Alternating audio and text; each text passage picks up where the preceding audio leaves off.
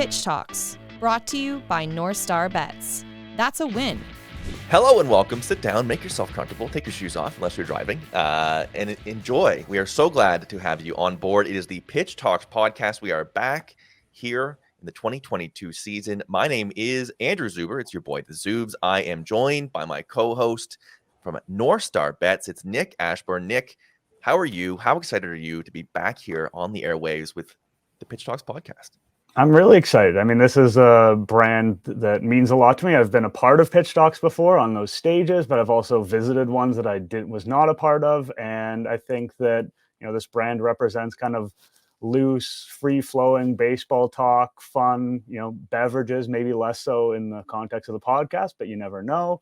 And we're going to have some really interesting guests here. Our first guest is Eno Sarris.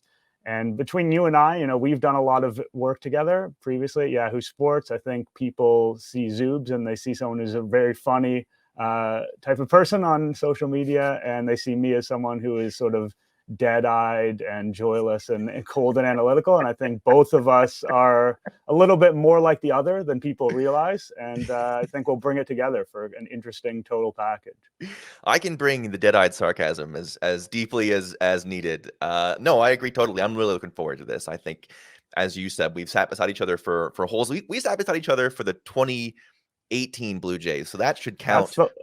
That's the worst one. I think that's literally the worst season in recent memory. 2013 has a bit of a claim on it potentially, but yeah, absolutely true. But yeah, it's really exciting. I echo everything you say there about the Pitch Talks franchise. Super honored to be tasked to be carrying this flag forward with this podcast. Really excited with sort of the type of guests we're able to get into. Really, I think toying that line between digging a little deeper into what some of the numbers you're seeing mean and what it may mean going forward, and also keeping it lighter, enjoying the frivolities of a long season and the things that keep you from going crazy watching that many hours of baseball, as well as you said, bringing each other towards the middle, bringing a little bit more of the hardcore baseball from inside my mind and a little bit more of the complete absurdities from inside your head. It's going to be a baseball MLB wide focus podcast, obviously being two guys in Ontario, two folks who have extensively covered the Blue Jays. We're going to get into a lot of Blue Jays talk. I think that is something that people are going to want to hear. We're going to want to explore. So there is lots to get into. It also helps, of course, the Blue Jays are a relevant team to talk about, and things are happening with them winning and changing their manager and being in the hunt for playoff race, and now approaching the trade deadline, being somebody that is expected to be an active buyer. We will start with the beginning of the John Schneider era. 8-2 under John Schneider as the manager, run differential of plus 46. It certainly helps when you get 23 of those in one game, when you get half of your run differential in a game where you score 27 times. Nick, obviously it can be difficult to ascertain what exactly impact the manager is having on a game. And 10 games, we know from a huge sample size of a baseball season, is not a lot to extrapolate in the big picture of things. But what have you seen under the new manager that either gives you pause, gives you excitement, is an identifiable difference? Sort of how do things feel in the new era for you so far? Yeah, it's interesting. You don't want to come to too firm a conclusion. Like you said, it's only 10 games. And look at the opponents. The Blue Jays have played a Royals team that is kind of decimated by lack of vaccinations, sort of self-inflicted wound there. You've got the Boston Red Sox, who seem to be kind of completely falling apart. So there's been some other factors that played into how well they played. But, the plus 46 run differential, only half of that is from one game. If you had a 9-game stretch where we went 7-2 with plus 23, that'd be really nice as well. So even if you throw that game out, they've been very strong in the early going under Schneider. There aren't that many big moves to point to. You could point to the lineup shuffle. I really like them getting Vladdy up to 2. It's something he's been kind of resistant to in the past. And, I think in 2022, the wisdom is you want your best hitter hitting second. The Blue Jays had a lot of success with that with Donaldson in the past. And, this is the time to do it, right? Like, you've changed managers. It's easy to say to Vlad, you're our best hitter. This is where we need you. And something needs to change because, the team had been playing poorly enough that a manager was fired. So it's a good time to do that. I don't know if I'm sold on Bichette as a cleanup man. I just think that overall, Teoscar Hernandez is a better hitter. I understand why Bichette, He puts the ball in play a lot, but he's actually struck out more this year, so the difference between the two in that isn't as significant as it would normally be. And then you had a Jordan Romano 4-out outing on Saturday. You didn't get a lot of that under Montoyo, but I don't know, Zubes, if there's anything you see. I don't see a profound difference. Like the Blue Jays are playing a new brand of baseball. I think that would be an overstatement. Yeah, you could point at some micro things. There's been some hit and runs at the bottom of the lineup there. When Espinal is up there, sort of trusting him to put the ball in play and putting Matt Chapman in motion in front of him. And I guess, as you said, moving Vladdy up to 2, I land fairly agnostic when it comes to lineup. Maybe over the course of a season, 1 or 2 runs difference. In the micro, it's, we're talking about fractions of run difference having Vladdy hit second or third. But ultimately, as you said, this is the opportunity here when you are making a change to implement some of your style and sort of say, your preferences sort of aren't more important than what is best for the team. And that's something that I think, when we talked about the minor rumblings of things that people were dissatisfied with on Montoyo, it did seem to be a little bit of, the rumblings with the players were looking for a little bit more of him to be a manager, to be somebody that had, I don't want to say convictions, but would even say, your comfort comes behind what is best for the team. I've sort of land on best spot for Vladdy in the lineup is wherever he hits best, is sort of like, the most valuable thing he can do is hit a bunch. And that means he's hitting a bunch, hitting fourth or third or second. So be it. But as you said, the numbers do say he should be hitting second. And I don't think there's any real way to argue that. Something that, when we look at player deployment, the catching situation, obviously at this point, you're going to want to have Alejandro Kirk in the lineup every single day, whether that's how he matches up with your pitchers behind the plate versus DHing, and, always having to keep in mind of George Springer's need to go through the DH slot, of Vladimir Guerrero Jr.'s need to go through the DH slot. I know that, a month ago when the offense was struggling and they hadn't made the move with Montoyo yet, there was quite a bit of fervor to upgrade the bench, left-handed bats. You sort of take your pick. But if you look at this now, if you're sorting through WRC plus, you have to get 11 players deep to get to Santiago Espinal, to get to somebody who is basically a below average hitter. Does that sort of change your focus in terms of what you think the team should be prioritizing going into the deadline? Basically, are you believing that Raimel Tapia and Kevin Biggio is enough in that bench for left-handed options to say we don't need to make I don't want to say drastic, we don't need to trade for a guy that's going to look for a lot of playing time? It's easy to say, they should upgrade the Zimmer slot, but Zimmer barely plays. He's speed and defense. That has utility. If you're going to upgrade that, are you going to have to get a guy that needs to play more when, again, they've had some established hitting? Do you think that need is diminished, or would you be still looking to sort of add to that bench rotation? I think I'd still be looking at it. Tapia is a guy that's a little bit tougher to trust over the long term, although he's improved his contact quality this year. He's done some interesting things. Biggio tended to be more of a believer than some other people. There's a lot of reason for skepticism with him because his profile is so bizarre.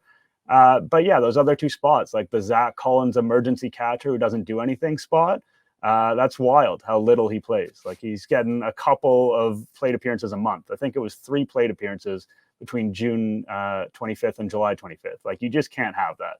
Have a position player be the emergency catcher. Like that's what every other team does. I understand how Kirk is a little bit different, but there are spots on the bench where you could have a little bit more, of a corner bat, maybe not even necessarily left-handed. Like they are playing essentially with, kind of a bench that's 2 people deep. And because the lineup is so good, it works. But if they were to get a couple of injuries, I think that lack of depth at the back of the bench would really come to the fore. So I would look to add position player 2 at the deadline. I know that pitching is where the spotlight is. No one trusts Kikuchi in the 5th spot. The bullpen could definitely use a piece or 2, but I would not ignore the need for potentially another guy, because all it takes would be a couple of injuries. And I know the catching is super deep, but basically any other position is not particularly deep.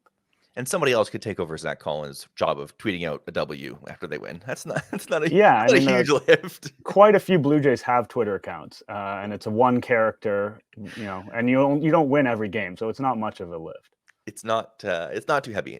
I think they can assign that to somebody. You touched on the pitching a little bit, and we're going to talk to Eno Sarris, as you said, in a moment here, a pitching guru, a guy that really understands what is working and sort of identifying what is standing out as both needs and pluses and minuses. Are there any names you mentioned? Obviously, swing and miss in the bullpen. I think the top part of the rotation is pretty set, but you mentioned that Kikuchi slot.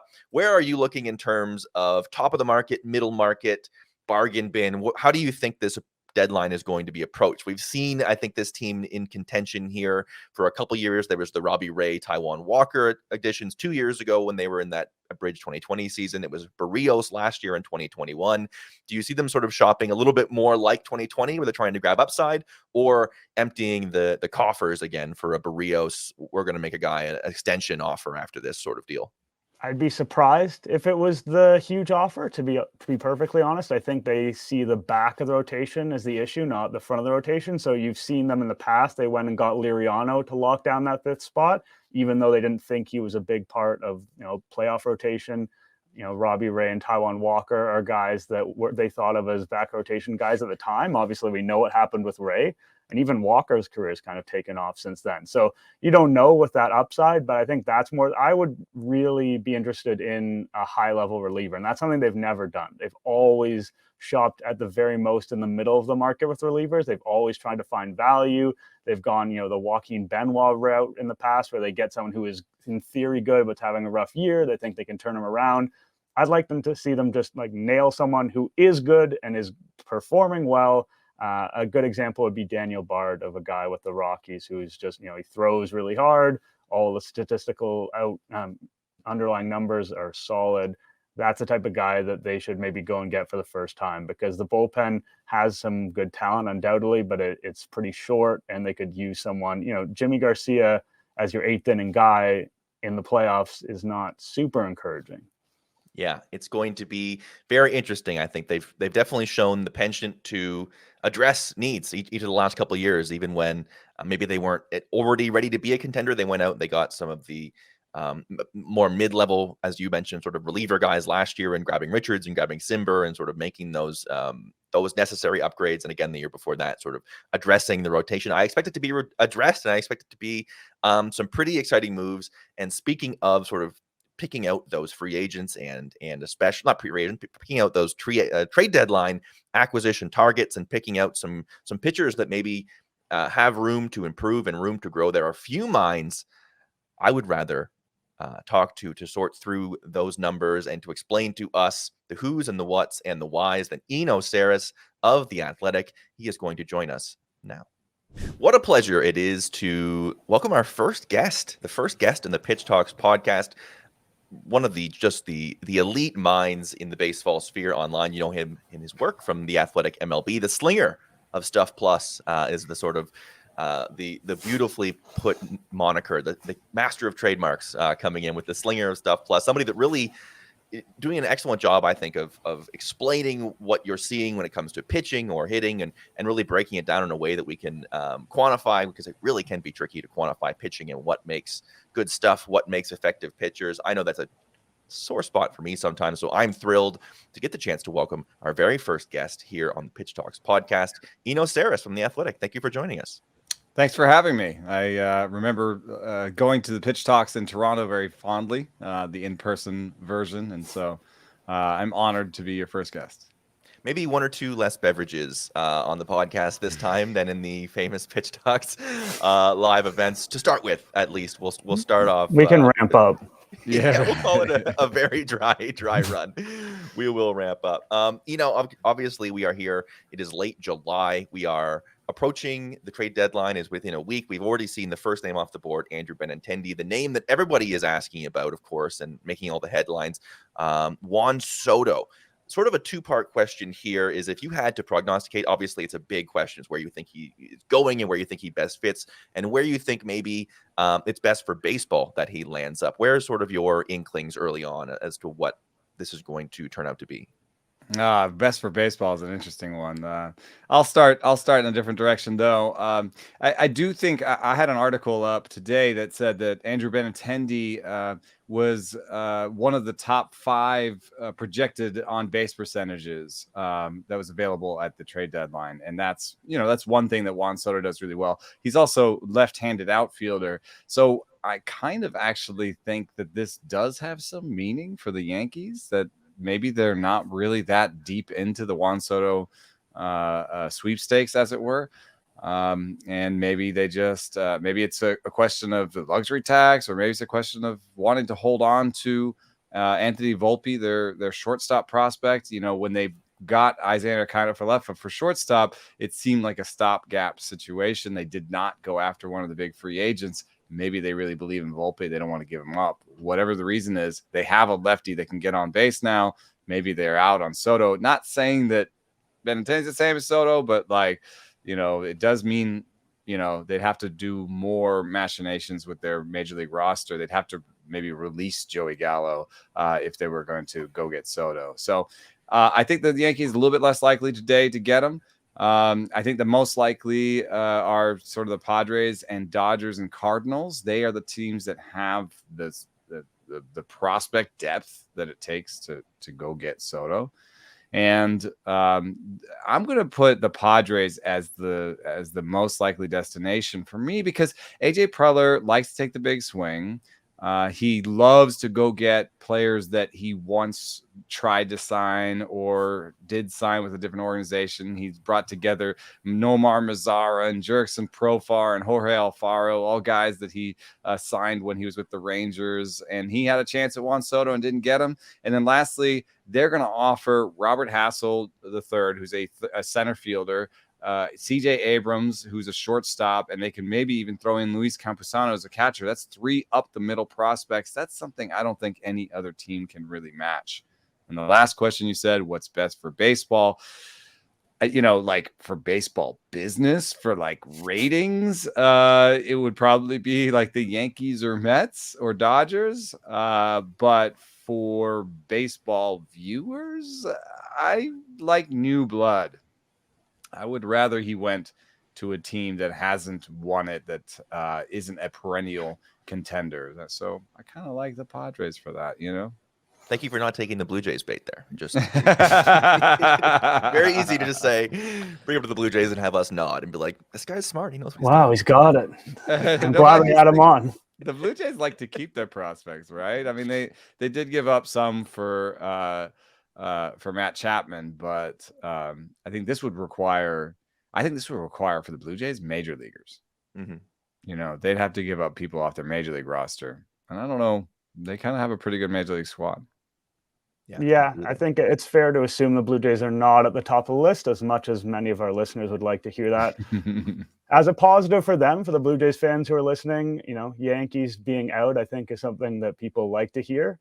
Also for future reference on this podcast, when we say what's best for baseball, we're not necessarily saying what's good for owners' pockets, generally. That's not really our vibe, but you never know.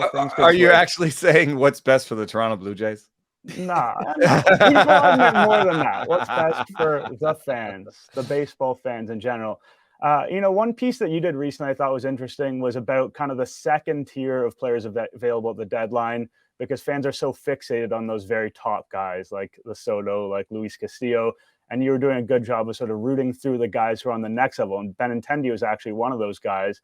But there's also people like David Peralta, Daniel Bard, Anthony Santander. What are some of those guys who are maybe not making the most headlines that really interest you over the next couple of days? Yeah, David Peralta, I think, is super interesting. He's a Gold Glove outfielder. He's got an interesting story. He used to be a pitcher, and this is his second iteration. And then, there's this stat called barrels, and barrels are they just quantify how hard, like if you're good at hitting the ball hard and in the air. And they're actually a super powerful stat because they're more predictive of future power than any other single stat. And so Peralta is, I think, maybe the second best barreler or third best barreler available at the deadline. So you got a lefty who can play defense in the outfield and barrels the ball really well. He's not a liability when it comes to strikeout rate. He can get on base with a walk too. And then the Diamondbacks have maybe the best prospect in baseball right now, Corbin Carroll. He's in the outfield. They have Alec Thomas in the outfield. It's time for Peralta to go play for a contender, and I think a lot of teams could use him. The way the game shifts, the way the baseball sort of trends, velocity and relief pitching usage, and sort of the way that shifting, all those sort of things, the way that the game has modernized in the last little bit. Are there any trends in baseball that you're seeing right now that particularly interest you, that you think could have an impact on how teams are built in the next little bit, how teams approach the deadline or even player acquisition or player deployment in the next little bit? Is there sort of some wider scoping trends that you've observed that you think maybe are indicative as to what we are going to see in the next little bit of the game? I think there's this interesting thing going on. There's a new slider that is all the rage, and it's called the sweeper, and it's a very horizontal slider that very sort of east-west type slider. And I think it's interesting because the game had become so north-south. We've been talking about fastballs that jump, that have ride, and then you sort of have your breaking ball fall off of that. And when the game becomes super north-south, what the hitters have started to do, and you started to see this, and Marcus Semien, in fact, said that this exact thing. He said, well, normally you want to target the bottom of the ball because you want to launch it. You want to hit it in the air. When you face somebody with ride, when you face somebody with a four seam that's at the top of the zone like that, you actually have to sort of train yourself to try and hit the top of the ball, because then you'll hit it flush, because that ball sort of jumps up into your bat, basically. So there are more and more hitters now that are training. The Astros are all full of high ball hitters. And you have this sort of Semien approach. There's more and more hitters now that are training for the high fastball, that know what to do with the high fastball, and have sort of a north-south approach. You look at the high fastball, the low breaking ball doesn't look that good anymore. So, you can kind of just focus on high balls and you've got a plan. Well, what happens if you've got a super east-west sweeper that kind of that's all on a different plane? Then it's kind of hard to factor that into your approach as a hitter. So, it's kind of one of those things where there's hitting and pitching it's like a whole cat and mouse game. And so, if the sweeper becomes the thing that everybody does and everyone's doing the sweeper, then all the hitters are going to have a plan for what to do with the sweeper. And then you might have to move on to the next pitch. So I just think that's fascinating, where like something becomes popular. And then also another thing that happens is, when the four-seam fastball with ride became popular, there were people that were throwing four-seamers that didn't have ride, because that was the thing to do. And those guys got hit hard for homers because they didn't exactly have the A-plus version of that pitch. What we were seeing with Taylor Rogers down in San Diego is he added a sweeper, but he lost 2 ticks of velo to do it. His pitch got worse because of it, and now he's being hit very hard. So that's another thing that happens with trends, is something becomes trendy and people that aren't actually super suited for that start doing it. So I think that's just an interesting pitch. The sort of innovators of the sweeper probably are the Yankees, Dodgers, and Astros. But I would consider Berrios's curve one of the preeminent sweepers in the game. So, and he didn't change to that. That's just something he's had forever.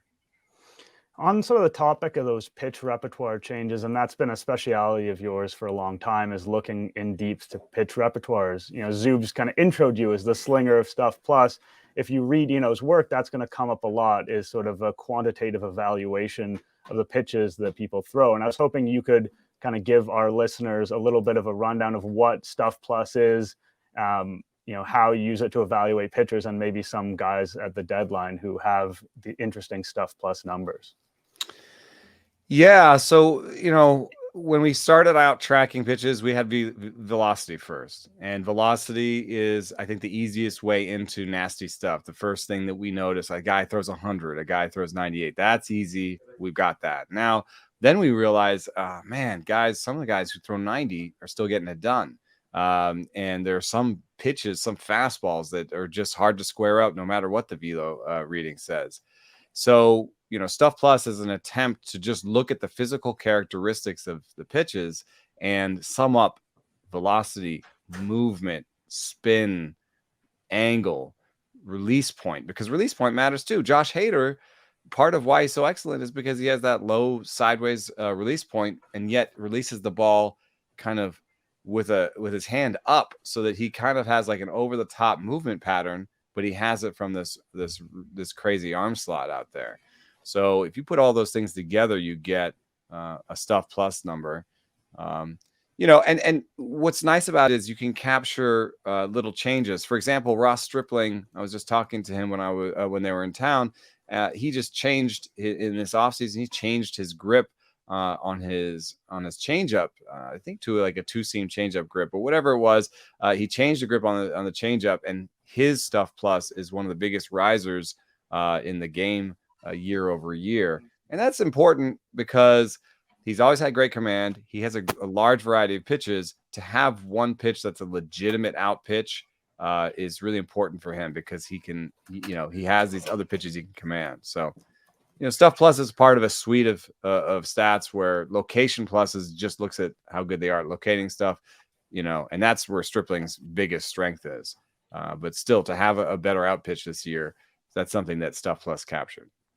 To drill in a little bit on some specifics, to laser in a little bit on some Blue Jay specific, to be exact, you did mention Jose Berrios there when you were talking about the sweeper and sort of that trend of that east to west movement, or west to east, depending on the handedness of the pitcher, sort of that sideways movement versus north south. The Blue Jays, as they approach the deadline, there's been a lot made. The offense that basically you can go 11 deep with above average hitters, but the pitching is something that, whether it be a depth or whether it be a top line add, something the team is probably going to address. With Berrios specifically, I think if you were to ask most Jays fans, they'd be pretty comfortable with Alek Manoah in a big spot. He seems to relish that. Kevin Gausman, his 2 elite pitches, sort of comes and goes with those, but has shown over a large sample to be a guy that you're pretty comfortable putting into a playoff game. Berrios is somebody that I think it can be hard to match up the numbers that you've seen historically with how he's pitching right now this year. With he's had a lot of quality starts. He's also had a lot of blow-up starts. Are you landing optimistic, pessimistic on Berrios? Where do you sort of think he lands this year? And is it something that over the bigger picture, you expect him to have that positive regression back to being a guy that you can rely on in a playoff game? Or is it a bigger concern that you can see? I love his breaking ball. The Stuff Plus model does like him overall, and mostly because that breaking ball is so good. But there is something going on with his fastball mix. I think he's not a natural 4-seam guy. I think he's probably a natural sinker guy. And so sometimes the 4-seam comes and goes. And I think if you've seen his starts recently, he's trying to throw the 4-seam more, and it's getting hit pretty hard. So I don't know if he needs to simplify and just become a sinker curve guy, or what it needs to be if the command is what's missing. At this point in the season, some of the results become more important than stuff. Stuff is actually most powerful early in the season in smaller samples. So, about 70 to 80 innings into a season, it matters more if you're striking guys out and not walking guys. That's actually the sort of key predictive stat. Then again, he's okay there, but he's lost some strikeout rate from where he's been in the past. And so there is some concern there. I think you have him as a third starter in a playoff situation.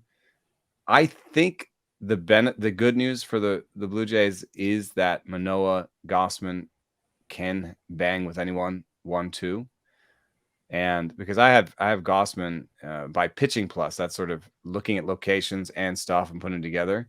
At one point, Gausman was number 1 in baseball. And so I think you have those 2 guys. You feel good. Berrios you have in the 3rd spot. That means at the deadline, I'd rather replace somebody, like in the 5th spot, Kikuchi, or whoever's pitching in the 5th spot. I'd rather work on acquiring that kind of pitcher. And the good news is they won't cost as much as a Luis Castillo or who is the other option that's number one. It's just escaping my mind right now. Frankie Montas, maybe. Yeah, Montas. Yeah. So, as much as I like getting those guys, and maybe they've made deals in the past, the Blue Jays and the A's. If they can get Montas at a decent deal, then I would do it, because then you really have a legitimate 3, and then Berrios, can be either forced starter or a guy who comes in and does long in the playoffs. But I don't think you need to pay the full price for the 2 big aces. I think you can go get somebody like a rental, like a Noah Syndergaard. Hey, bring him back to Toronto, and focus more on getting to the playoffs with that acquisition, and then a sort of Syndergaard, Berrios, pray for rain when it comes to the 3rd and 4th spots. I mean, it's not like everybody else loves their 4th starter. Mm-hmm. It sounds like from that you're pretty bullish on Gausman, but I did want to circle back on him a little bit, because he has been a bit of a statistically perplexing guy. Like, he has that incredible FIP, like you were talking about, strikeouts and walks. They're incredibly predictive. He's very good at striking guys out. He's very good at not walking guys. He also doesn't give up a ton of home runs, but at the same time, if you looked at his xERA and his ERA, he gives up a fair amount of hits. It seems like the contact he gives up is not great. Like, where are you landing on what Gausman is right now? Because you could interpret him as being, like you said, one of the very best pitchers in the game, or you could knock him a little bit for some of that contact and the runs that have come with it. I think that the key problem for Gausman is he's at his heart a 2-pitch pitcher, and I say problem because I say that sort of lightly, because the two pitches are amazing. Like the 4-seam fastball and the split finger that he have are both really, really excellent pitches that he can command amazingly. For split finger, it's one of the few pitches, few split fingers out there that the pitcher can command.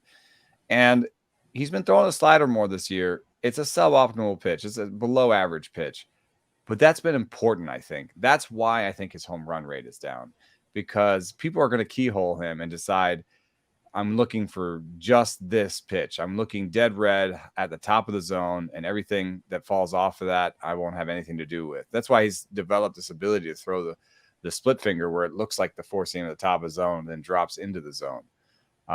But generally, the only problem I have with Kevin Gausman is that he's more of a 2-pitch pitcher, and the slider has been kind of a weapon for him, even if it's a below average pitch. So I believe in him. One of those things, like batting average allowed by a pitcher is one of the least predictive stats. It's one of the noisiest stats. And to see that he's almost allowed a 400 batting average on balls in play, I would say that is going to regress positively.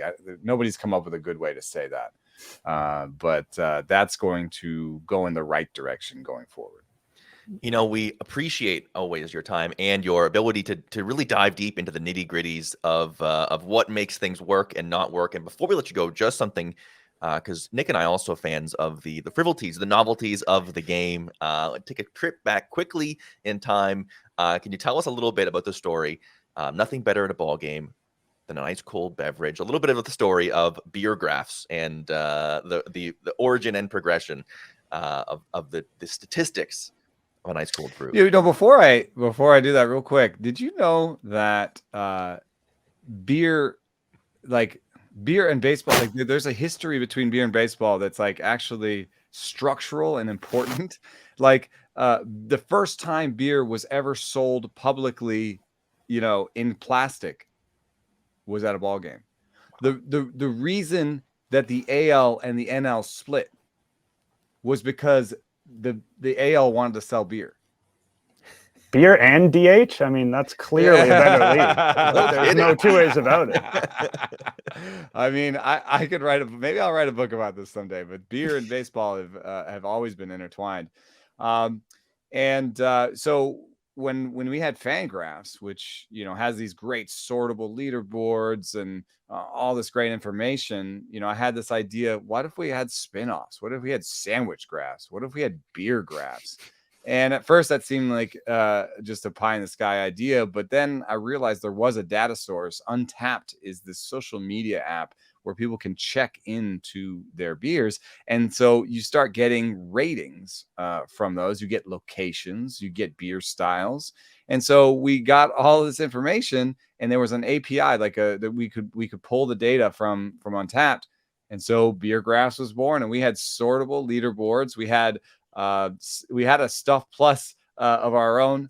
It was called Style Plus, and that was a beer's rating only within its style, which we thought was important because if you look at beer rating sites, if you look at rankings, it's almost always double IPAs and big stouts because those are the most popular styles. We wanted to be able to say what's the best saison, and maybe if we adjust for style, one of the saisons can jump into the top 100 or the top 20. I have a love affair with this beer called Saison DuPont. That's fairly available if you're looking for something new to try. I think you might be able to catch it. In any case, we had Style Plus, and then we had Beers Above Replacement, Of course, bar, and we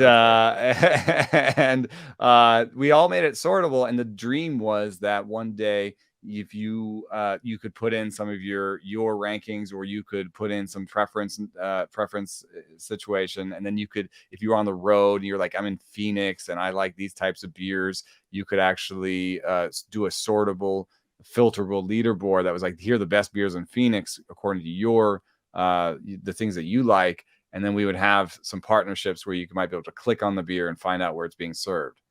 So that was the dream, but all dreams die in the end. What happened was they turned off the API. We didn't have the data anymore, and that was sad. But it was fun while it lasted. Do you have a parting Ontario beer recommendation for our listeners? I haven't been in a while. In fact, I think the last time I was there was for a Pitch Talks. I really liked. Was it Bellwoods? Yeah, that's a good brewery. Yep. I really like that, and I had a beer by Bench. I don't know if they're still around. Yeah, they're still going. Those are my two favorite beers while they're there. Oh my goodness! Look at that. Get the shirt on. They're in Hamilton. I think so. I think you're right. These guys are good. Collective Arts is some great. Stranger Than Fiction is a good one. I did not do that on purpose, by the way. I have mostly beer shirts in my. I mostly wear beer shirts, and it happened to be this one today. Well, we appreciate it. If there was a sortable leaderboard for Podgraphs, we know that you would be number one on our list. We appreciate your time and your insights. Thank you so much for being a guest today on the Pitch Talks podcast. Thanks for having me. Thanks, Eno. All right, lots of great information there. I feel pretty good about Jose Berrios coming out of that. I think the matches the eye of the four-seam fastball sort of getting away from him, and the sweeper being I'll say it, trend-setting, Nick. I don't know if it's trend-setting if he's been doing it since like 2016, but he embodies an existing trend. That's really pedantic, by the way. That was unnecessarily pedantic. That's what we're drawing out of each other here. The deep pedantic nature. Speaking of trends, speaking of sort of predictive nature, you have been doing some great work on NorthStar Bets, grabbing those daily Blue Jays picks, a great place to sort of find information, find your writing, that analytical bent, that way to identify trends and way to look at sort of where the team has been going and where they are headed, and applying that to your NorthStar Bets wagers. We are going to open things up and check out the run line and examine how we've been doing with some of the wagers, and take a look at the futures as well. Do you want to take us through sort of what you had in the hopper the last couple of days? Sure. Yeah. So it's interesting because I spend a lot of my days looking into, player props, run lines, money lines, whatever. I'm digging into it and I'm writing picks pieces, consistently. So then as a result, I've done all this research. It would seem foolish not to use it myself. And so last night, for instance, I went with my first two, my top bets of the day on both of the pieces I wrote. And I was very successful on one. Vladdy over 1.5 bases at -107. I love that because, In my That's a great mind, line. Adam Wainwright was a little bit overrated coming into the game. I felt like, his expected ERA was way bigger than his ERA. I thought he was a little bit of a product of Busch Stadium being a very good pitcher's park. Like, he'd had a ton of success there, but not been good elsewhere. And, his signature pitch is a curveball. So I'm like, oh, who's on the Blue Jays can drill a curveball? It's Vladdy. He's got a slugging 1,000 against it this year coming into the game. That felt like a really good pick to me. I love betting props on guys who are going to hit in the first inning, just because there's that's not a tip. That's just like emotionally, because there's a chance you just get it over with right away. So that's a nice feeling. And Vladdy did. He got that double. So felt good about that. The flip side, obviously, we're not perfect, because I like the Blue Jays over 4.5 runs. Normally they get 5.5 runs as a line, but because Wainwright had a good ERA coming into the game, I think it pushed it down. It was minus 127. Felt good about it with them at Rogers Center. They, as you may recall, did not score 5 runs, or particularly close to 5 runs. But the good thing about betting is it doesn't matter how much you're wrong by, you just flush it away. So you can be 100% wrong, or you can be barely wrong, and it's the same outcome. But yeah, the Blue Jays hitting at Rogers Center against a pitcher, potentially, if you don't have faith in them, at 4.5 runs is something that I'm going to generally feel good about. And, you got to tip your hat to Wainwright. He was effective against this team. But those are the type of things I like to look at when I'm betting sort of team run lines, is just, is the pitcher on the mound a fraud or not? And I felt like I was putting Wainwright on fraud watch, and, he proved me wrong. Made a career out of beating the fraud allegations. Has been Wainwright sort of. It's true. He hasn't thrown 90 in a minute. Love the minus 107 line on the Vladdy over 1.5 bases. That's a great.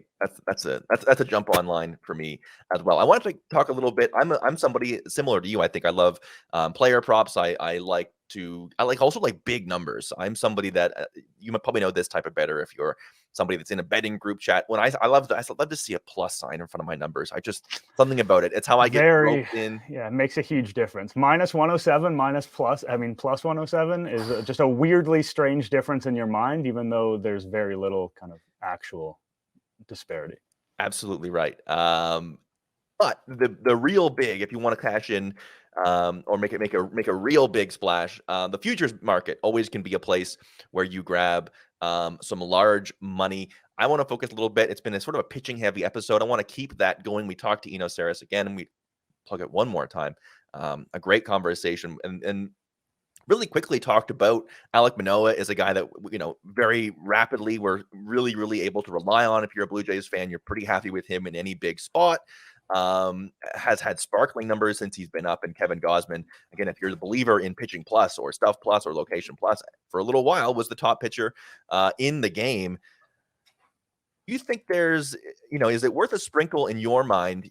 Manoah at plus 1,500 on the Cy Young line, or Gausman plus 3,000. I think around this time last year, you probably wouldn't have believed that Robbie Ray was going to take home the Cy Young. You probably would have been like, oh, this Garrett Cole's to lose. Garrett Cole does end up losing it.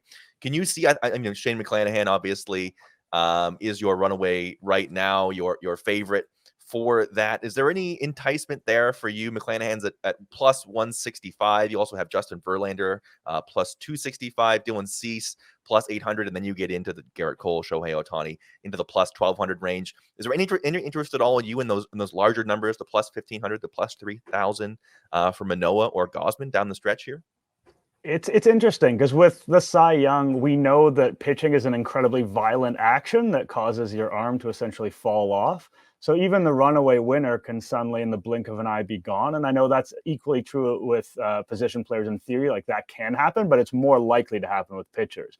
So going with sort of a dark horse guy at this point of the season, and I mean, hoping for an injury sounds grim, but seeing things potentially get derailed can be a good strategy. And it was a good strategy with Ray last year. I would probably take Gausman off my board at this point.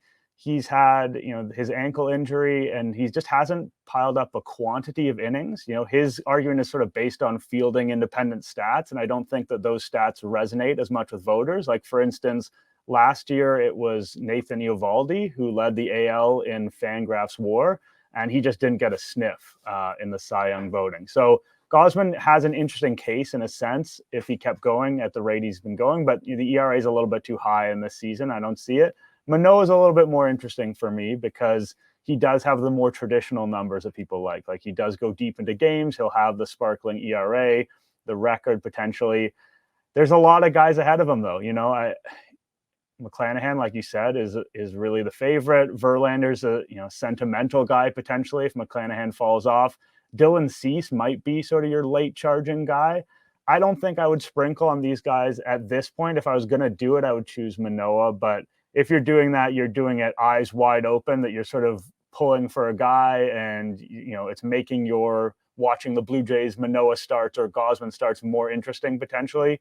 But doing it with an expectation of cashing in, I think might be a little bit too risky. Something to keep in mind, I think, with awards futures as well, and I feel this way. I felt this way in the NBA season as well. Is you have to remember when you're dealing with media voting on awards is sometimes a story can also help. So I think Verlander at plus 265 could sort of be an interesting thing there with like the story of him still being at the top of his game and still being one of the best pitchers in the league, and age be damned, and Houston is on top of their division. I think that's also has a lot of intrigue for me. I think there's a worthwhile on the plus 265. You see that a lot. Again, it's when it's a media award, you have to take into the whole thing. And if you wanted to, just to close off a loop on the how you could talk yourself into Manoah, the sort of the big game nature that he sort of you could sort of say, against the best teams, he's the guy that sort of tends to show up and have the big moments and swear at the dugout on the way off the field, that sort of thing. He makes the headlines when it comes to his big starts. Yeah, it's a weird thing to be betting on how a bunch of writers feel. It is one of the weirder exercises because a lot of the betting we do is very quantitative, and it's a very specific, narrow outcome. And you can say, okay, these are the trends, and you're not always going to be right by any means, but you can say, okay, well, this is exactly logic, and awards are a little bit fuzzier than that. And like you said, I think that could help a guy like Verlander have some value. Yes, indeed. That about does it. If you're looking for more of Nick's insights on the Blue Jays or many of the other sports, you had the hot dog eating contest lines ready to go. You can find his work at NorthStarBets.ca. You also find the full markets on every piece of game action all season long across all kinds of sports. Tons of great stuff. A great place to play. NorthStarBets.ca. That about does it for the Pitch Talks podcast. You can find Nick on Twitter at Nick Ashbourne. You can find me, myself, and I at the Zubes on Twitter. We thank you so much. If you could do us a favor, tell a friend, like, subscribe, rate, leave a review. That helps us so much with the almighty algorithm and getting some success for the show. We would really appreciate it. But if there's nothing else, until next time, we thank you so much for listening to Pitch Talks. Thanks for tuning in. Pitch Talks, brought to you by NorthStar Bets. That's a win.